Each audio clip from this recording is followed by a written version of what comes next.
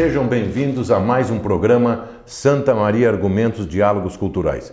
E como é a nossa tradição, a tradição desta marca Argumentos, sempre trazer pessoas com influência na comunidade e ligadas à cultura, ao lazer. E hoje, para minha felicidade, está aqui um amigo, um parente, meu primo, Hélio João Belinazzo. Ele tem uma história de vida fantástica. Isso é muito importante para que você, nosso telespectador, pegue esses casos. É um homem que hoje, aos seus 75 anos, é um homem realizado na profissão. Ele é professor da universidade aposentado, engenheiro civil, e começou a sua vida, como ele mesmo vai dizer, como motorista de ônibus da nossa universidade. E ele lançou há poucos dias, e vai lançar também na Feira do Livro, essa obra fantástica, com 680 páginas. É o FSM, Uma Luz em Nossas Vidas. Então, além dele falar da vida dele, ele vai discorrer também, é um precioso documento histórico que nós vamos conhecer essa instituição que tanto fez e faz por nossa cidade, a nossa UFSM. Seja bem-vindo, Hélio, é um prazer estar aqui em nossos estúdios. Então, como eu disse, é um prazer muito grande estar aqui, porque além de agora tu te lançando como escritor, e é um motivo de orgulho, que é mais um Belinazzo, né? Te lembra que nós fomos inspirados pelo Severino Tranquilo Belinazzo. Tranquilo Belinazzo, que era primo irmão do meu pai e teu primo também, né? Isso. E ele é um senhor que ele faleceu aos 94 anos em Ivorá.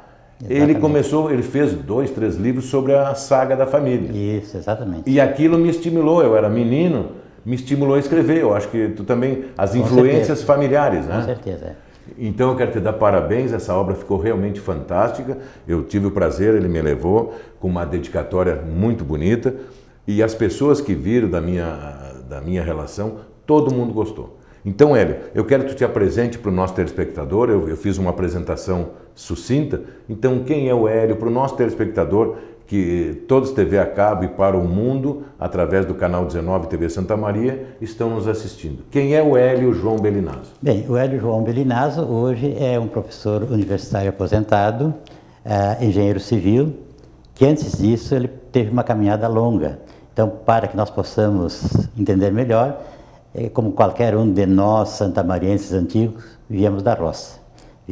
Somos filhos de pequenos agricultores e que, com muita luta e muita perseverança dos pais, principalmente para nos dar estímulo, nos pediram veementemente, quando aos 14 anos de idade eu saí de casa, me pediram que não deixasse de estudar, custasse o que custasse.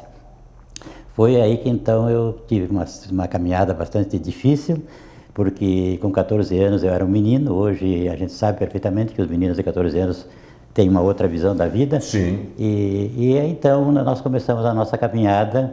Eu só queria sair de casa para ser um mecânico. Até porque aos 14 anos, em 1956, existiam poucos veículos e todos eles importados. Então nós tivemos a oportunidade de trabalhar... Era uma profissão para um futuro, né? Era a profissão do futuro, eu via isso como futuro, né? E eu, com certeza, aproveitei muito bem o tempo que eu estive trabalhando em oficinas mecânicas.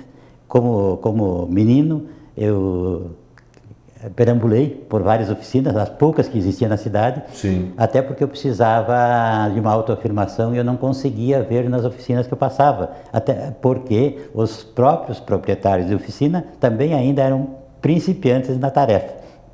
Mas aí... Se não era uma profissão ainda consolidada, né? Exatamente. Estavam todo mundo assim, tentando buscar uma autoafirmação na profissão. Claro. E eu, como menino, não podia ser diferente. Mas surgiu em dado momento uma luz que não é esta que eu descrevo no livro. Não é a luz da UFSM, mas uma outra luz. Né? Quando eu estava completando, eu tinha 17 anos, estava passando para os 18, eu fui convidado para trabalhar numa empresa de ônibus interurbana, do saudoso Pedro Maffini, Expresso São Pedro. Ah, Expresso São Pedro, isso. Tá. Eu trabalhei com ele, eu acho, uns 2 anos, mais ou menos. Entrei como cobrador uns 6 meses, depois logo eu passei para motorista, que na época era possível. Com 18 anos eu já dirigia ônibus. Sim. Em linha, vamos dizer, para a fronteira, estradas... trajeto longo. Sim, trajeto longo. E aos 19 para 20 anos eu deixei a Expresso São Pedro, depois de bastante realizado. eu posso dizer, bastante realizado, porque já tinha experiência suficiente. Tu tinha um pouco de experiência de mecânico. Exatamente. E depois, e numa época, né, é bom deixar claro para os nossos telespectadores como o mundo evolui rápido. 56 para cá não são tantos anos. Não. Hoje a frota e a qualidade dos automóveis na época, não existia, meia dúzia. É meia dúzia. O ônibus também queixo duro, né? O ônibus ruim, com certeza. Ruim de conforto. Em 58 estavam entrando os primeiros ônibus Mercedes-Benz, que foi os que deu vida para as empresas de ônibus. Eu até gosto de citar isso porque até então as empresas de ônibus trabalhavam com os Chevrolet, os Ford, aqueles carros que não tinham muita durabilidade, nem conseguiam fazer muitas viagens muito longas. Sim. E não tinha como se realizar uma viagem longa sem ter problemas de carburação, de distribuição, etc. e tal. Então, em 58... Aí o Mercedes já veio diesel. O Mercedes já veio diesel. Ótimo. Ele veio em 56, na realidade, Sim. Eu não lembro mais o modelo, mas em 58 veio o 321. 321, o 321. Que era um carro bastante fraco, mas com muita resistência a viagens. Tanto é que no ano de 61 para 62, 62 praticamente, eu fui convidado pela empresa Planalto, pelo saudoso José Moacir Teixeira. Seu José. Que ele precisava de motoristas para fazer a linha de Porto Alegre a São Borja, que ele estava inaugurando. Um trajeto longo, né? Trajeto de quase 900 quilômetros. Claro. E tudo estrada de chão, com muita lama, muitos problemas. Ele estava precisando de jovens porque todos... Para encarar todos os que precisam de um desafio maior buscam no jovem a sua energia, o seu desafio, enfim. E eu consegui, graças a Deus, assim, trabalhar com eles, mas eu tive um problema depois de um ano e pouco que eu trabalhei nessa empresa, na rodoviária Planalto. Eu tive um desafio interessante. Eu fui convidado pela empresa Expresso Minuano, que fazia Porto Alegre a São Paulo e Porto Alegre a Montevidéu. A Minuano, que era do Bianchi. Do Bianchi, tio da minha mãe. Então, olha aí. Ó. Albino Bianchi. Isso. Ele viajando num dia de chuva de Porto Alegre para Santa Maria, ele viu meu desempenho na direção e deve-se dizer que não existia a 290 ainda. A 290 estava sendo construída aos poucos, né? Então era só barro, lama e muitos problemas. Quer dizer, tinha horário para sair, mas chegar nunca sabia. Nunca se sabia. Aí eu resolvi, fiquei assim com muita vontade de enfrentar esse novo desafio. Os ônibus já não eram Mercedes, eram Scania Varig, os primeiros também. Então, já para trajeto mais longo os dele, é claro. Porque a Expresso Minuano deve-se dizer que foi uma das primeiras empresas que eu conheço do Brasil que é organizada e bem estruturada. Sim, ele tinha E ele fazia, eu me lembro, até no meu livro que eu escrevi sobre ônibus, ele tinha aqueles ônibus com poltrona rodoviária, tudo que ele fazia em Porto Alegre, São Paulo. Caro Leito. Com os ônibus campeão, Elisiário campeão, se eu não me engano. Não, ele ainda não era o bicampeão, o bicampeão veio depois, mas ele era o Pullman, nós chamávamos os carros Pullman. O Pullman, isso. Que era luxo na época. Sim, era super luxo, né? Na Planalto também ele tinha os Pullman, né? Pullman. Imagina, 25 lugares, hoje 25 lugares é uma van, né? Exatamente. E nós, então, aí eu resolvi dizer para minha atual esposa, que era minha namorada, que ela dizia em alto e bom tom em qualquer lugar, que se eu seguisse, me tornasse um viajante de longas distâncias, ela me abandonava ali mesmo. Sim. Nós éramos recém-namorados. Claro. Né? Como eu achei que não era exatamente o que eu queria, eu aguardei e aí eu recebi um convite de uma outra empresa, porque eu já estudava à noite, já estava me ensaiando para estudar à noite, tendo como base as recomendações dos meus pais. Né? Certo. E aí eu encontrei assim, logo veio uma proposta de uma outra empresa, que era uma pequena empresa que tinha 4 ônibus, hoje ela tem mais de 300 ônibus, que é a Autoviação Santa Cruz. Chamava-se empresa Filter na época, e ele me propôs para mim fazer a linha de Santa Maria a Santa Cruz, saindo daqui de Santa Maria às 7 horas da manhã e retornando às 5 horas da tarde para Santa Maria. Tu estaria... Eu estaria sempre em casa. Estaria em casa, certo. Aí ele me hospedou eu aceitei, é claro, ele me hospedou no Hotel Glória, que era o melhor da cidade na época. E o Jance já estava meio parado, se não me engano, ainda existia, mas como... E aí eu acabei parando no Hotel Glória e trabalhei nessa empresa durante 4 anos, praticamente. E nesse período, então, logo que eu entrei nessa empresa, eu procurei fazer o famoso exame de admissão.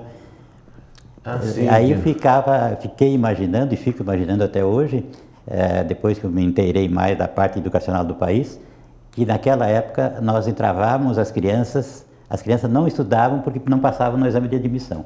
Eu consegui passar, felizmente, Sim. E aí fiz o ginásio noturno, trabalhando, e depois... Tu vinha de Santa Cruz vinha de Santa e já Cruz, ia estudar de e noite. já ia de noite para a escola. Meus né? pais vê o esforço, né? Que esse não mudou. Quem não tiver esse esforço também, claro, com mais modernidade, mais facilidade, também não consegue nada na vida. Não, então ali começou a minha, vamos dizer assim, a minha caminhada com outra visão, não mais a visão de motorista, mas sim a visão de estudante, que eu queria ser um profissional liberal. A minha ideia era ser um profissional liberal, não tinha certeza do que seria. Tu tinha consciência que naquele momento aquilo era para o teu sustento, né? E fazia o que gostava, que era dirigir. Claro. Mas aquilo não era o teu objetivo final. Seria realmente um período, assim, curto, o suficiente para mim partir para outra etapa da minha vida. Eis que, num caso todo especial, que eu cito no livro, Sim. eu recebi um convite para fazer o concurso da universidade, que foi esse concurso aí em 65. Ela recém tinha sido fundada? Não, e logo após os militares assumirem o poder, eles estavam regularizando, juntamente com a estrutura, com a direção da universidade, regularizando os quadros. E aí abriu vagas para 10 ou 11 funcionários motoristas.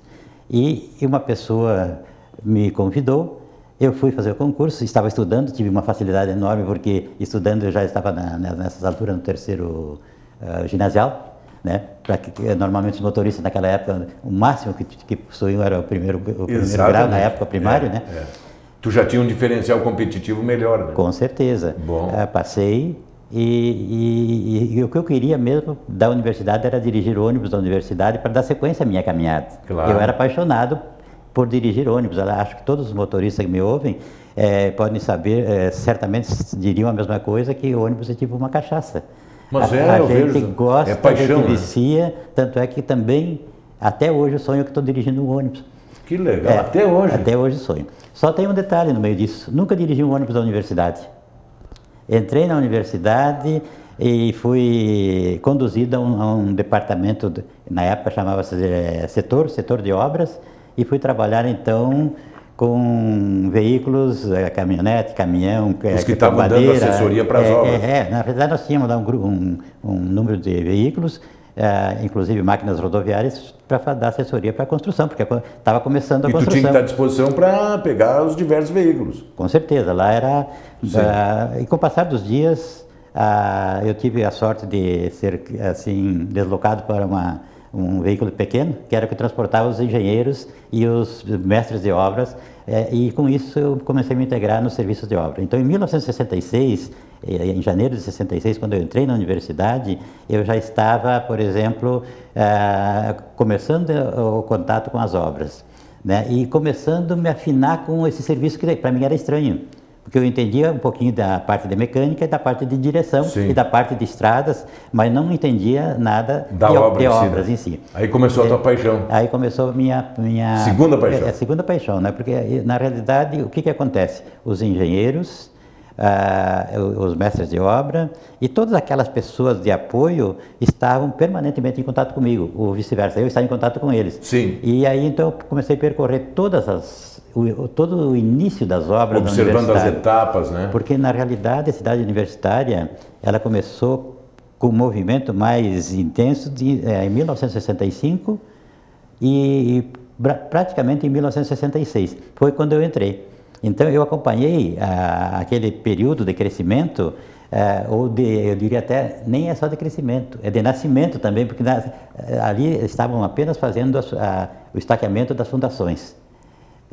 Com exceção umas 2 ou 3 obras que estavam um pouquinho mais adiantadas, que é o caso do Hospital Universitário. Só tinha um mínimo do mínimo para nascer uma universidade, e o resto era tudo... tinha, praticamente não tinha nada, né? Sim. E aí então deslanchou.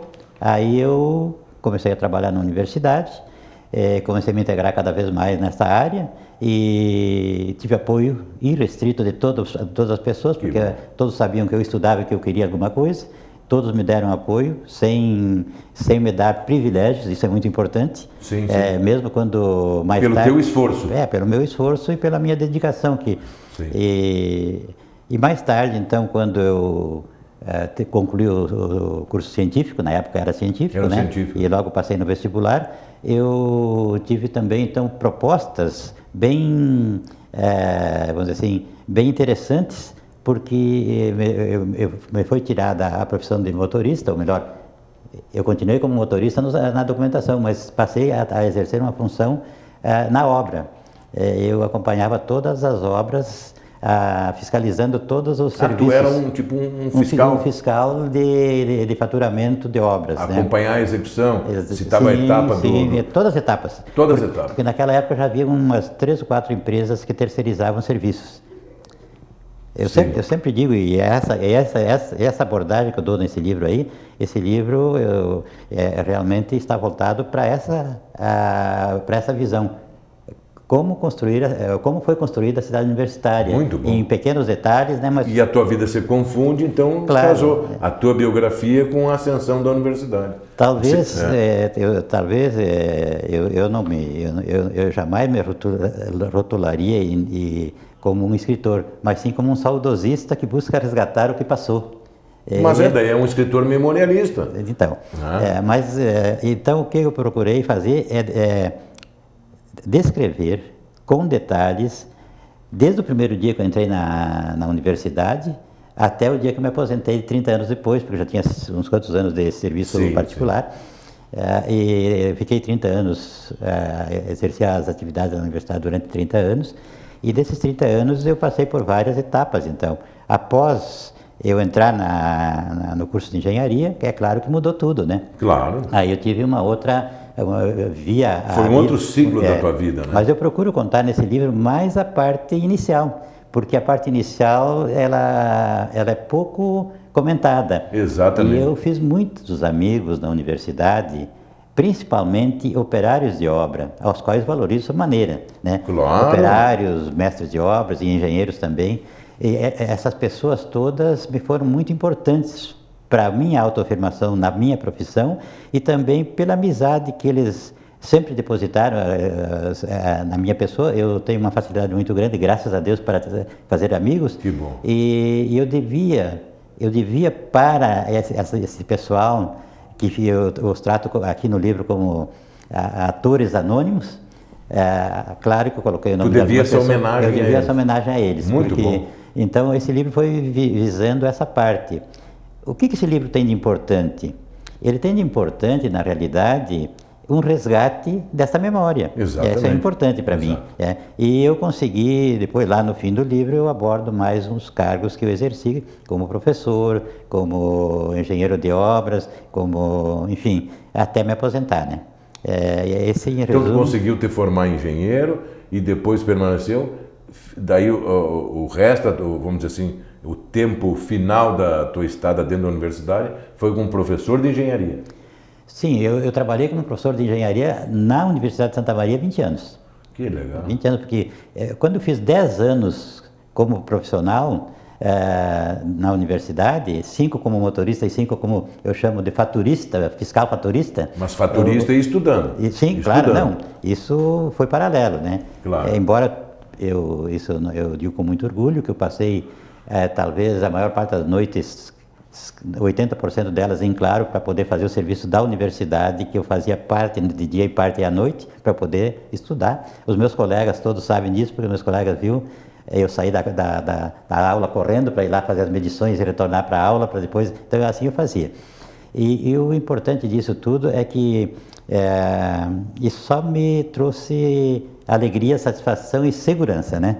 Porque enquanto os outros imaginavam assim como as coisas aconteciam numa obra, eu sabia de cor e salteado, né? Tu estava ali, sim, quando o professor de estrutura de concreto armado, por exemplo, falava sobre o concreto... Tu tinha visto lá? Sim, sobre a ferragem, sobre o madeiramento, sobre o nivelamento, enfim, sobre todas essas etapas da obra, eu já sabia. Tu já tinha o lado prático, tinha o lado que é importante. Prático, porque eu estava vivendo, mesmo como motorista, eu vivi uns 4 anos nessa tarefa, como engenheiros, e ouvindo as discussões dos engenheiros com os mestres de obras, então eu não perdia nenhum detalhe, né? E isso me trouxe, então,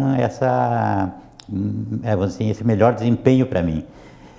Eu gostaria de dizer também no livro aqui, que Isso é uma forma de eu valorizar o livro que eu fiz, porque eu sei que é um livro simples, e é um livro que conta parte da minha vida. Um livro muito importante.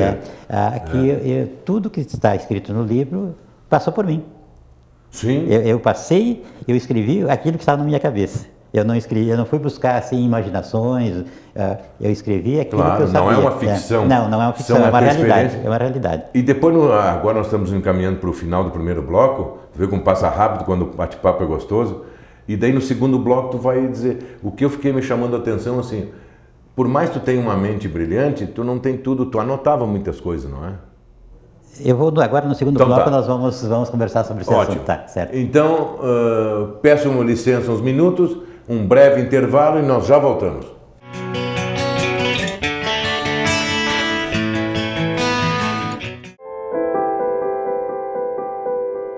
Na vida, você tem muitas escolhas.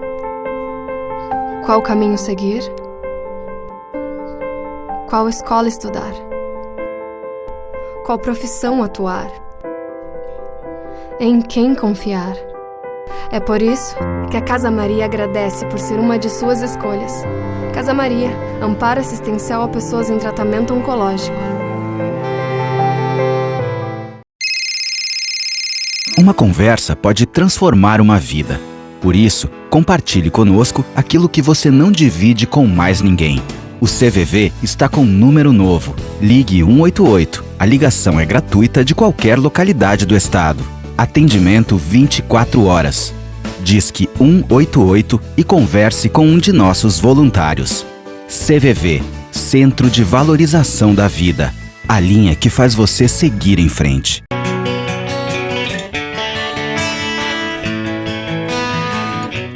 Olá, sejam bem-vindos.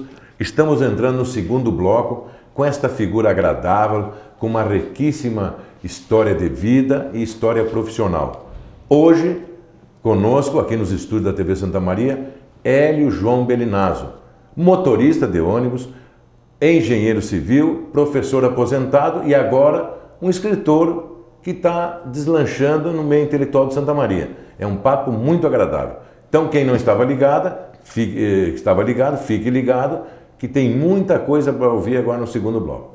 Hélio, nós paramos, tu estava falando muito bom o primeiro bloco, contando toda a tua saga dentro da universidade, motorista de ônibus, em trecho curto, trecho longo, depois motorista de caminhonete, e depois vendo ao vivo as etapas de uma obra, e nós falamos muito bem, que isso é importante dizer para as pessoas, a teoria é fantástica e é necessária, mas se unir à prática é perfeito, né?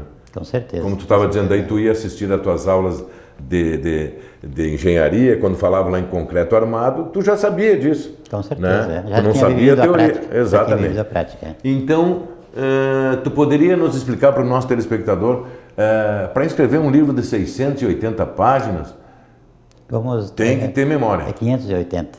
Desculpe, 580 páginas. Né? Tem que ter memória, né? E tu anotava, qual é que foi... Tu já pensava em fazer ou é teu hábito assim de ser um homem organizado? Não, na realidade eu, enquanto professor da universidade durante os de 76 a 96, eu estive como professor da universidade. Nesse período eu pensei muito na parte do ensino no curso superior. Me envolvi com muitas atividades, todas ligadas ao ensino, né? Ensino, a pesquisa, muita pesquisa com alunos, porque eu tratei, na minha vida profissional como professor, eu tentei inverter um pouco a sequência dos trabalhos na universidade. Naquela época, tudo era mais difícil, no século passado, e eu sempre me dediquei a fazer muitas pesquisas dentro das minhas disciplinas com alunos. Eu trabalhei com alunos. As minhas pesquisas não eram pesquisas profundas, eram pesquisas mais superficiais, mas eram pesquisas que os alunos colocavam, como se diz na gíria popular, a mão na massa, para fazermos a pesquisa. Que bom. Como eu fui responsável por um laboratório que tratava de hidráulica e saneamento durante todo o período que eu estive lá, eu tinha naquele laboratório equipamentos e materiais, e quando não tinha, a gente ia a campo, para podermos trabalhar com alunos. Esse foi o diferencial. Mas te respondendo à minha pergunta, Desculpe, a tua pergunta, Sim, sim. Eu não anotei nada. Eu não anotei nada e agora... Mas tu tinha fotos, alguma coisa? Sim, fotos, algumas fotos. Depois eu fui a campo e consegui mais algumas. Tá. Aliás, as fotos deste livro não saíram como eu gostaria que saísse. Porque as originais que eu tinha eram muito antigas, muito velhas. Mas dá para se entender. Mas é normal até. Dá para se entender. Porque antigamente não tinha essa tecnologia de ter fotos de alta qualidade. Eu, por exemplo, de 90, eu me aposentei da Federal em 96 e ainda depois estive 3 anos em Passo Fundo, substituindo um professor que saiu para mestrado e doutorado. E depois, em 2000, retornei, em 2001, se não me engano, 2002, eu entrei fui convidado pela Unifra para ajudar a organizar o curso de Engenharia Ambiental. Que bom. E aí eu licionei até final de 2005. Fiquei ali, montamos um laboratório, porque uma das minhas especialidades era projeto de laboratório de hidráulica, saneamento, estações de tratamento, toda essa parte da hidráulica e do saneamento, tanto de obras como do saneamento ambiental propriamente dito. Certo. E eu me envolvi muito nessas áreas. Então, ali na Unifra também não foi diferente, nós desenvolvemos um laboratório, como eu já havia desenvolvido um lá na Federal, e um outro em Passo Fundo. Então, 3 laboratórios eu consegui deixar funcionando, e isso foi muito bom para mim. Então, veja bem, eu não estava mais na área das construções propriamente dita, eu estava na área do ensino. Por isso, eu não me preocupei mais com as construções. Claro, eu trabalhei como engenheiro fora da universidade enquanto eu não tinha tempo integral, porque eu custei muito a receber o privilégio do tempo integral com dedicação exclusiva. Até então eu não tinha. Tu não tinha, podia. Não tinha, aí eu podia atuar paralelamente. E ali tem um detalhe interessante. O meu horário de trabalho no meu escritório era das 8 da noite à meia-noite. Eu já estava treinado em trabalhar de noite toda a vida. Sim, tu já tinha isso a vida inteira. Então eu continuei trabalhando. Das 20 à meia-noite. Meia-noite. Até 1982, quando então eu fui premiado com tempo integral de dedicação exclusiva, daí eu cortei todos os vínculos com a parte externa e me dediquei somente a essa área do ensino, que me apaixonei pela área do ensino, né? Meus alunos certamente poderão dizer, eu não vou falar só como hipótese, mas poderão dizer o que eu representei para eles na universidade. Mas eu percebi isso quando tu postou o teu livro, eu fiquei faceiro, orgulhoso, que a quantidade das pessoas, tu viu que se manifestaram, né, com o lançamento do teu livro? Sim. Tipo assim, professor Hélio, o senhor fez a diferença, não sei o quê, aprendi muito. Então isso é bacana, porque são depoimentos espontâneos. São espontâneos, exatamente. Eu parto do princípio, acho que quando a gente... eu confio muito no destino e confio muito no instinto.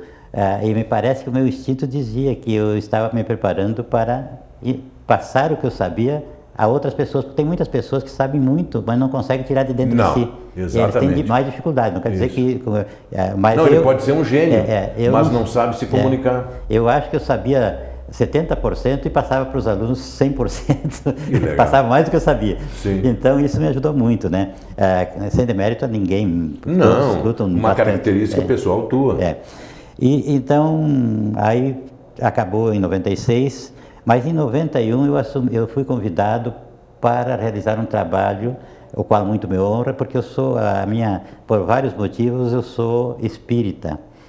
E por vários motivos mais do que justificados. Porque uma pessoa que tem ciências exatas, adotar uma filosofia sem ter um conhecimento profundo da filosofia de vida, ele não faz isso. Eu levei 8 anos estudando minuciosamente, até que em 1982 eu assumi de vez também a doutrina espírita.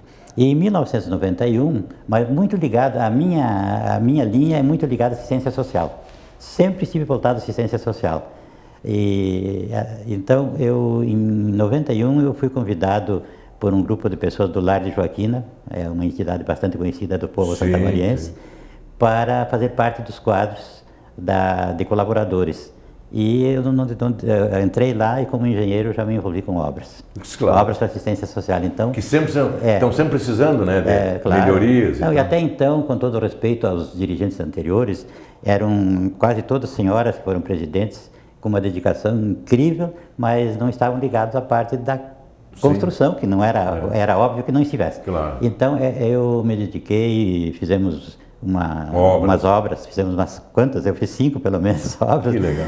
E uma, entre elas, uma de 2.000 e poucos metros com 4 andares, que é onde hoje temos a escola e a assistência social, e à noite nós alugamos para obter alguns recursos para uma faculdade de... Essa a distância? A distância, exatamente, certo, né? Certo. E não vou citar o nome para não complicar, Sim. mas enfim, isso aí nos deu então, num primeiro momento, um trabalho muito grande, porque as verbas que nós tínhamos eram simbólicas. Claro. E alguém dizia, como é que você vai construir de 2.000 e poucos metros de área, 4 andares sem dinheiro, né?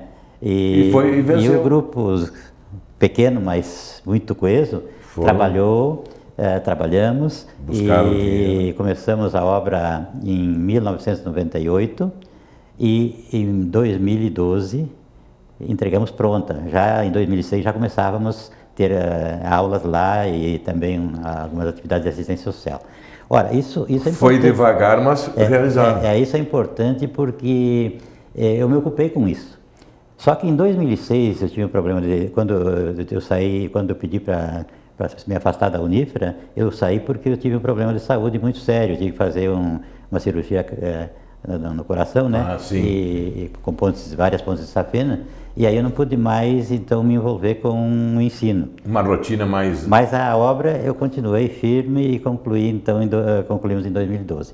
Eu estou explicando isso porque em 2006 eu comecei a me lembrar do que eu que tinha na cabeça e que se eu viesse a... Ah, tu já começou a planejar o livro? Planejar, porque, veja bem, em 2006 eu quase passei para outro plano. Tá. Se eu passasse para outro plano, ficava tudo na cabeça. Para quem ia deixar isso, né? Muito então bom. eu comecei a anotar... Aí a cabeça de mestre, educador, né? Aí eu comecei a fazer algumas anotações e em 2014 eu consegui me afastar da direção da instituição, quase 25 anos. E aí então eu... Para cuidar mais dos teus projetos pessoais. Exato, fiquei só como colaborador, estou lá até hoje como colaborador. E então comecei a escrever, comecei a pôr no papel. Mas a primeira pergunta que eu me fiz, agora temos que falar um pouquinho do livro, que senão passa o tempo e nós não falamos. Claro, agora... A primeira pergunta que eu me fiz foi o seguinte: um engenheiro pode escrever um livro? É claro, tu vai dizer, qualquer uma pessoa vai dizer que sim. Aí é muito importante nós pesquisar para ver quantos engenheiros têm que escrever um livro. Sim, eles escrevem mais obras técnicas. Claro, né? livros dessa natureza são muito sim. poucos. Então eu digo, eu vou tentar... sempre fui bem sucedido com todas as iniciativas, vou tentar fazer mais. E isso que eu ia te dizer, na tua vida, nenhuma dificuldade tu não soube transpor, né? Tu transpor todas as dificuldades. Conseguia resolver todos os problemas, felizmente. Isso. Até a lama, coisa dificílima, sair de Santa Maria e até São Borja, com chuva, barro, nas estradinhas estreitas, numa época daquelas que não tinha nada, né? Mal de ponte. A gente saía de Porto Alegre, de Porto Alegre até aqui a gente vinha mais ou menos. Tinha que acorrentar os pneus? Com certeza, com certeza. Eu lembro disso. Só para fazer esse parênteses. Então, esse livro, eu pensei, o que então eu vou ele nasceu em 2006, na tua cabeça? Na minha cabeça em 2006, e para valer mesmo em 2014. Que legal. Aí eu digo, o que eu vou fazer? Aí eu comecei a pensar, a primeira coisa que eu tenho que fazer é falar do Dr. Mariano. Sim. Porque as pessoas, infelizmente, têm ideias curtas, ou muitas delas têm ideias curtas, acredito que nem todas. E o Dr. Mariano, ele foi tão importante para Santa Maria, mas tão importante mesmo que ninguém consegue avaliar o que ele foi, e nem hoje nós não conseguimos avaliar, porque a Universidade de Santa Maria, ela é conhecida na Universidade de Washington, por exemplo. Eu estive há poucos dias nos Estados Unidos, que eu havia falado, na Universidade de Washington, que é no estado de Washington, que é num canto dos Estados Unidos, lá no noroeste dos Estados Unidos, perto do Canadá. Perto do Canadá. Eu fui lá visitar e é só falar na Universidade de Santa Maria que alguém disse, mas eu conheço a Universidade de Santa Maria. Ela atingiu um alcance mundial. Então exatamente. Então isso deve ser o Dr. Mariano. Então, é claro que eu vou deixar para as pessoas lerem o livro, mas eu falo, a primeira pessoa que eu me preocupei em falar e dizer alguma coisa do que eu sentia sobre o Dr. Mariano. Por que eu sentia? Porque se não fosse ele, nem eu, nem minha esposa, nem minha filha e nem o meu filho tinha estudado, né? E milhares de outros santamarienses, né? Sim, e quantos estudaram, quantos só trabalharam, quantos estudaram e trabalharam depois, e quantos vieram já prontos para dar sequência. Não, isso então, é bem claro, né? Embora as pessoas às vezes tenham a memória curta, sim. Existe uma Santa Maria antes da universidade e uma depois. Com certeza. Mudou totalmente o perfil da cidade. O Dr. Mariano teve com ele alguns companheiros ligados às obras que eu não posso esquecer de falar. Ele tinha uma pessoa que faleceu há pouco tempo, que foi o professor Luiz Gonzaga Isaías, Sim. que era braço direito dele, na parte administrativa. Teve muitos outros, né? Eu estou falando só dessas pessoas mais pontuais, né? Tá. Mas teve outras pessoas. Teve um senhor chamado Floriano Gonçalves Dias. Esse senhor começou o prédio da ex-reitoria aqui na Rua Floriano em 1953, quando era a Faculdade de Farmácia, que pertencia à URGS. Sim. Essa pessoa, antes disso, ela trabalhou na Prefeitura de Santa Maria, como diretor de obras. Disse, eu não tenho provas, mas disse que foi ele que organizou e estruturou a Avenida Rio Branco. Disse, estou buscando algum subsídio, mas não consegui ainda. Mas esse senhor era muito bom. E ao adentrar na universidade, ele simpatizou comigo. Ele já era um senhor de uns 60 e poucos anos, eu era um 24, eu entrei com 24 anos. Ele andava muito na caminhonete a qual eu dirigia, depois que eu deixei os caminhões, é evidente, e ele simpatizou, então ele me ajudou muito. Ele me falou muito da universidade. Tudo aquilo que eu não vivi, de 50 e poucos até 60, a universidade data de 60, mas o que trouxe a universidade teve um pré, de 50 e poucos. Aliás, diga-se de passagem, ela começou com a criação da ASPES em 48. Isso. Então, e depois foram etapas. Então, né? Eu falo desses personagens, do Dr. Mariano, do Luiz Isaías, do seu Floriano e de uma outra pessoa que deu sangue pela universidade, que foi esquecida e ninguém conhece ela, poucas pessoas conhecem. Chama-se engenheiro José Basílio da Rocha Neto. Nunca vi falar. Então, esse deu sangue pela universidade e morreu pela universidade, eu sei, né? É uma pessoa que nós precisaríamos, por exemplo, elogiá-lo muito mais do que eu fiz no livro. Corrigir a história, né? E porque ele era uma pessoa que trabalhava em silêncio, como nós todos os engenheiros não temos muito o que falar. O dom da oratória, nós sabemos fazer números e contas, né? Isso. Mas enfim, esse também eu cito algumas passagens dele, que são os principais. Depois cito também o nome de outros engenheiros que também ficaram como anônimos, e que foram os que construíram a universidade no século passado, né? No século passado. Depois, porque a minha história vai até o final do século passado. Foi onde eu estive, né? Até 96, 90, por aí. Tá? Então eu falo deles, eu faço uma homenagem a eles, depois eu falo um pouquinho de mim, pouca coisa de mim, porque como eu entrei, como eu cheguei na universidade, depois eu procuro falar dos operários. Aí eu tento buscar o nome de muitos operários, com auxílio de uma pessoa ou de outra, que trabalharam na universidade. E eles são citados no livro. São citados, inclusive muitos deles tiveram suas carteiras assinadas pelo seu Floriano, esse que eu falei, e entraram antes da criação da universidade, e depois passaram para a universidade porque foi feita uma adaptação e eles então, pedreiros, serventes, carpinteiros, gente que pôs a mão na massa, mas que ficou no anonimato. Então eu falo dessas pessoas e depois eu falo também dessa ASPES, Associação para o Ensino Superior de Santa Maria, que foi criada em 1948, né? Que foi, digamos assim, um embrião da Foi um embrião que precisava a universidade. Porque o Dr. Mariano viveu no mínimo 50 anos na nossa frente. No mínimo. Ele já veio da Faculdade de Medicina, quando ele se formou em Porto Alegre, ele já veio com a ideia de criar coisas grandes aqui em Santa Maria, né? Então, a ASPES, ele foi o primeiro presidente da ASPES, criaram a ASPES, ele foi o primeiro presidente, né? Depois passaram muitos outros, mas ele foi o primeiro presidente. Então, veja bem, então eu falo um pouquinho da ASPES, porque tem muitas pessoas que nem sabem mais o que é a ASPES, né? E depois eu falo das obras, como começaram as obras, e do comportamento dos operários de obra, né? Só para um pequeno parênteses, porque eu lembro muito bem que os operários de obra, eles batiam o sinal, que era um ferro no outro para dar o intervalo do meio-dia. Ao meio-dia, muitos comiam com a marmita na mão, correndo para poder sobrar um tempo para jogar um futebolzinho num campo improvisado de terra, né? Claro. Então, eles levavam tudo na farra. Tudo era muito bom, tudo era muito gostoso, tudo era festa, viu? Porque era um canteiro de obras com quase 40 obras andando simultaneamente. Né? Muito grande. Tudo era festa, era muito bom. E aí eu falo desse comportamento e falo também do transporte, e aí talvez tu te lembre bem da Escal.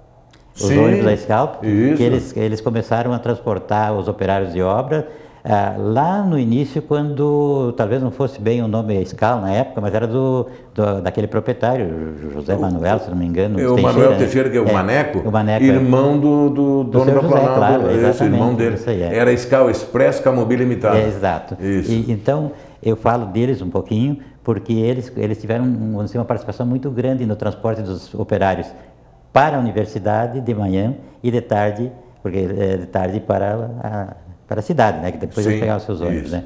E aí eu vou falando também depois do início das obras, alguma parte da metodologia que foi empregada, como estaqueamento, como, enfim... Aí eu vou indo, né?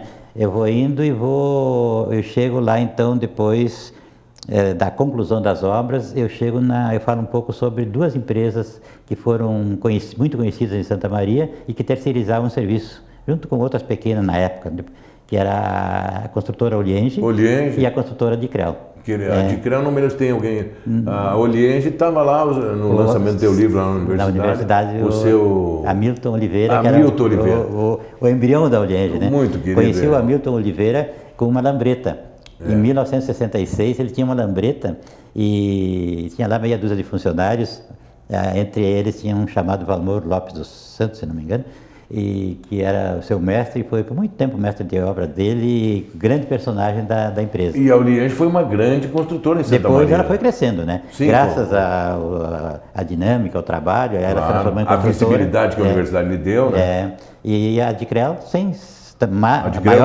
maior ainda. Sim. A Dicrel, quando eu falo da Dicrel, eu faço uma referência especial ao engenheiro Dalmo Krelling.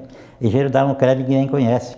Era dono da Dicrel, mas ele foi o cara que veio da Tedesco de Porto Alegre para Santa Maria para construir o edifício Taperinha e ele era o fiscal da ponte do Vale dos Diabos. Isso aí ficou perdido na história, ninguém... Ficou. Né? E é bom resgatar isso. Sim, então eu dou um enfoque pequeno nesse assunto, né? E depois daí eu entro nessas alturas, então eu entro um pouquinho na parte da prefeitura da universidade, que foi criada... Eu tive a oportunidade de participar como diretor de obras da criação da prefeitura, juntamente com o prefeito, que então era... Hoje não é mais chamado prefeitura? Não, hoje é Pró-Reitoria de Infraestrutura. Infraestrutura. Pró-Reitoria. Tá. Na época era a prefeitura e o primeiro prefeito foi Juraci Bevilacqua Vieiro. Ele era funcionário do Departamento de Administração Central. Sim. E depois passou a diretor do departamento, substituindo o Luiz Isaías, que foi protocargo. Porque é uma atividade como prefeito mesmo, tem que cuidar daquela estrutura, né? E a prefeitura tinha duas diretorias. A diretoria de obras, a qual eu tive a honra de organizar e administrar, e a diretoria de serviços gerais, que foi administrada pelo um senhor chamado Rui Sadi da Rocha Bessa. Certo. Um personagem muito conhecido na cidade também. Sim. E certamente amanhã, no lançamento do livro, ele estará presente. É isso, então, de maneira geral, tu já deu o enfoque de toda a obra, que a tua vida se confunde. Infelizmente nós estamos chegando ao final do programa. Uhum. Eu queria que agora tu falasse para o nosso telespectador, faça um convite para eles, para que estejam... Certamente esse programa vai ao ar depois, mas para vocês já registrarem onde encontra o livro, né? Amanhã fala do lançamento, mas é importante também deixar onde eles podem adquirir essa obra. Bem, o nosso livro teve um pré-lançamento na universidade, porque ele fala sobre a universidade, né? Uma luz em nossas vidas. Eu tive que viajar com uma programação que não dependeu de mim escolher a data, e então eu tive que viajar dia 16 de março, então ele foi lançado em 14 de março, um pré-lançamento. E aí ficou para que se lançasse definitivamente agora dia 5, que é amanhã, às 17 horas, aqui na Feira do Livro. Não, 5 é quinta-feira. Não, desculpe, 5 é quinta-feira. Isso. Mas hoje não é quarta? Bom, tudo bem. Não, tá certo, desculpe, tá certo. 5 amanhã. 5 amanhã. Então, convido a todos os telespectadores que queiram participar deste evento e que os que queiram adquirir essa obra, porque ela é uma obra que, para mim, ela é muito significativa, talvez para muitos que viveram ou que tiveram seus pais ou seus avós que viveram esse ambiente, talvez seja significativa também. Mas, como tenho falado sempre, é uma obra feita por engenheiro, então não é uma obra sofisticada, é uma obra simples, mas na Mas minha muito avaliação boa, né? gostosa de ler. Muito né? boa. Os livros estão sendo vendidos hoje aqui na feira, na estante da Universidade Federal de Santa Maria, Certo. na estante da SESMA, que é a outra... que é a Cooperativa dos Estudantes Universitários, né? Isso. E na estante do Lar de Joaquina, que é a nossa casa, onde nós, desde 1990, estamos ininterruptamente lá, diariamente, ajudando para que aquela assistência social às crianças e aquela educação às crianças se faça da melhor forma possível.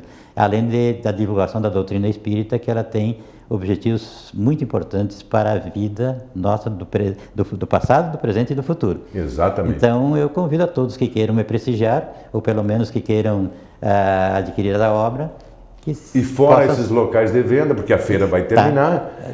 continuará nos mesmos locais. Ótimo. Lá na livraria da universidade, na entrada do campus, aqui no SESMA, na rua Professor Braga, né? Professor Braga, e no Lar de Joaquina, na Avenida Presidente Vargas, 1920. Local. E através do teu Facebook? E através eu criei um e-mail porque tem muitas pessoas de fora que estão... Então depois nós vamos passar nos créditos aqui na reportagem, vamos passar o teu e-mail. Tá. E pode ser que eu possa fazer ter algum entendimento com outra livraria, se eles quiserem, para mim fornecer também essa outra livraria. Muito obrigado pela atenção e obrigado por ter me dado a oportunidade. Tu merece. Obrigado pela televisão que também está colaborando conosco. Sim. E nós estamos aí para o que der e vier. Eu agradeço a tua presença. Muito obrigado, foi muito bom te entrevistar. Obrigado a você, porque me deu ajuda. Até a próxima semana, meu telespectador.